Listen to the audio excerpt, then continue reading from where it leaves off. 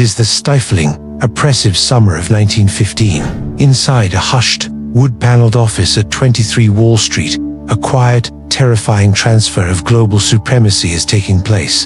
The British Empire, the undisputed master of the world, whose navy controls every ocean and whose currency is a pound sterling, dictates all global trade, is hiding a fatal, humiliating secret. They are running out of cash. In a desperate, frantic bid to survive the mechanized slaughter of World War I, the British government has sent an envoy not to the American president, but to a private citizen, the banker J.P. Morgan Jr.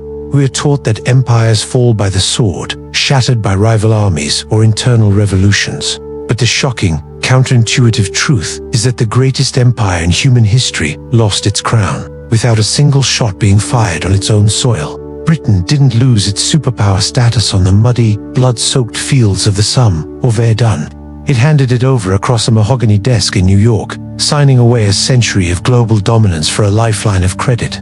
Before we uncover these hidden ledgers and the systemic collapses that followed, make sure you are subscribed to Deep Financial Story. Here, we decode the history that money doesn't want you to know. To understand how the center of the financial universe was hijacked and dragged across the Atlantic Ocean, we must look past the geopolitical propaganda and examine the invisible villain of 1914, the debt trap of the arrogant hegemon. For 100 years leading up to the Great War, London was the undisputed banker of the world.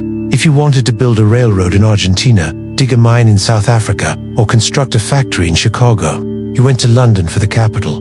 Britain was a massive creditor nation. They possessed an aura of total financial invincibility. When the guns began firing in August of 1914, the British public and their politicians enthusiastically cheered, convinced the war would be over by Christmas. They believed their vast wealth made them untouchable. They could not have been more wrong. The trap was set by the sheer, unimaginable cost of industrialized warfare. The British war machine was consuming artillery shells, uniforms, copper, and wheat at a rate that defied all mathematical modeling. Their domestic factories could not keep up. They had to buy from the only major industrialized nation not engaged in the slaughter, the United States. But American manufacturers did not want British paper promises. They demanded payment in hard assets. They demanded gold. And so, the hemorrhage began. Millions of ounces of British gold began secretly crossing the Atlantic, stacked deep in the bellies of heavily guarded warships. When the gold began to run dangerously low, the British government did something unthinkable. They forced their own citizens to surrender their privately held American stocks and bonds, the railroads and steel mills that British investors had built decades earlier, and liquidated them on Wall Street to pay for bullets. They were literally selling off their past investments to fund their present survival. But even that was not enough. The burn rate was too high.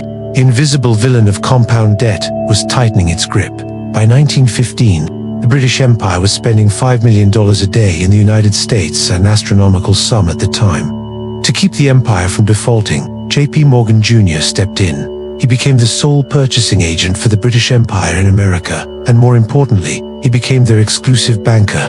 Morgan engineered the Anglo-French loan of $500 million, the largest single debt issuance in the history of the world.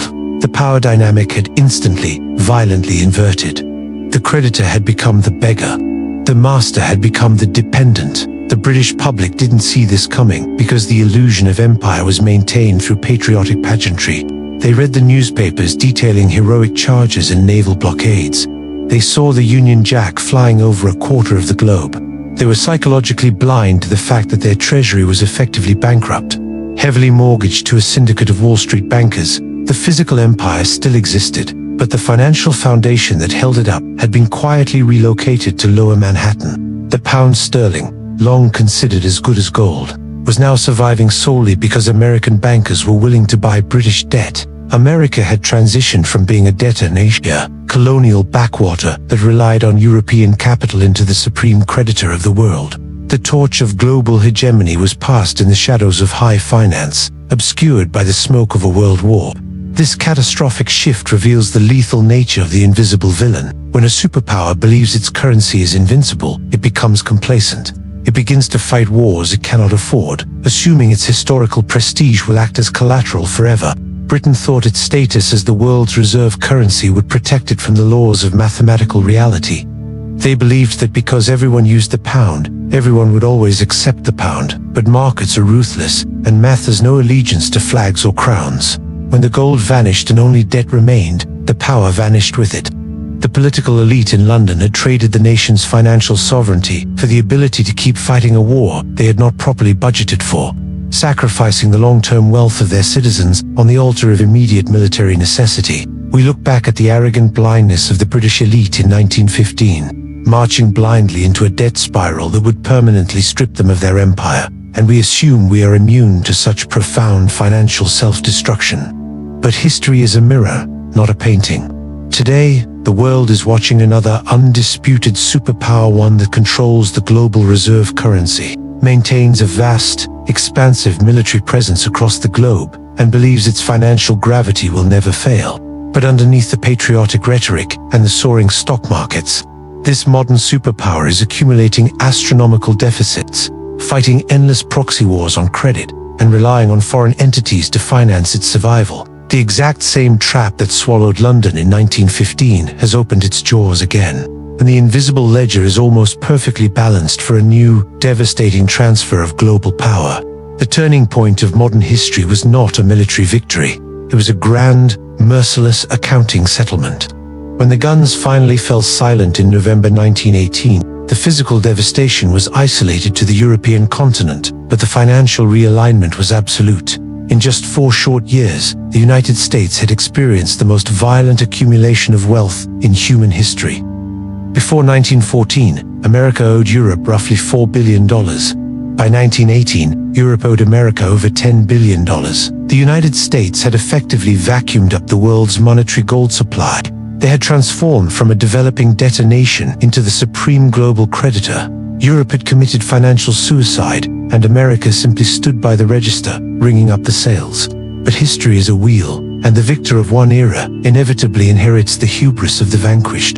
The United States took the crown from Britain, and eventually, the US dollar replaced the pound sterling as the undisputed global reserve currency. For decades, this gave America an unparalleled economic superpower, the exorbitant privilege, because the entire world needed dollars to buy oil and engage in international trade. America could simply print the paper that the rest of the world had to sweat and bleed to earn. This introduces the new villain of our modern economic era, the reserve currency trap. Economists call it the Triffin Dilemma, but in plain terms, it is a slow, comfortable, and deadly poison. When your nation's currency is the global reserve, your money is so highly demanded that its value remains artificially strong. Because your currency is strong, it becomes cheaper to buy goods manufactured in other countries than to build them at home. The trap is intoxicating.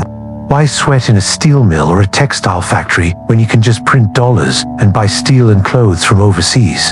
Slowly, almost imperceptibly, the superpower hollows itself out. The factories close. The industrial base rusts. The working class is gutted.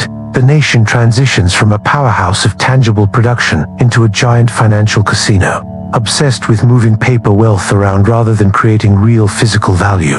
The superpower becomes addicted to cheap imports and endless credit, funded by foreign nations who are happy to sell their goods in exchange for treasury bonds. This is the exact same modern trap that destroyed the British Empire, just wearing a different mask. Britain in 1914 believed its historical prestige would allow it to fight endless wars on borrowed money. Today, the modern hegemon fights trillion-dollar proxy wars and funds massive domestic bailouts, not with surplus tax revenue, but by issuing an ocean of debt, assuming the rest of the world will always be there to buy it. The political elite are blind to the mathematics of their own demise. They believe that because the world uses their currency today, they will be forced to use it forever. But trust is not a renewable resource. When you weaponize your currency, when you freeze the assets of foreign nations and print trillions of new dollars out of thin air, you force the rest of the world to build a new financial architecture. The global south, the rising eastern powers, they are quietly hoarding gold and setting up alternative trade networks, preparing for the day the music stops. So, what actually worked in the brutal transition of global power? History is ruthlessly clear. Industrial capacity and hard assets. America seized the 20th century because it was the ultimate producer. It had the factories, the raw materials, and the gold. It won by being the indispensable manufacturer and the lender of last resort. What didn't work? The arrogance of paper. Britain lost the empire because it confused financial engineering with real wealth. It believed that its status as the global banking center could shield it from the physical realities of supply, demand, and compound interest. It fought emotional, catastrophic wars on credit, bleeding its treasury dry for the sake of geopolitical vanity.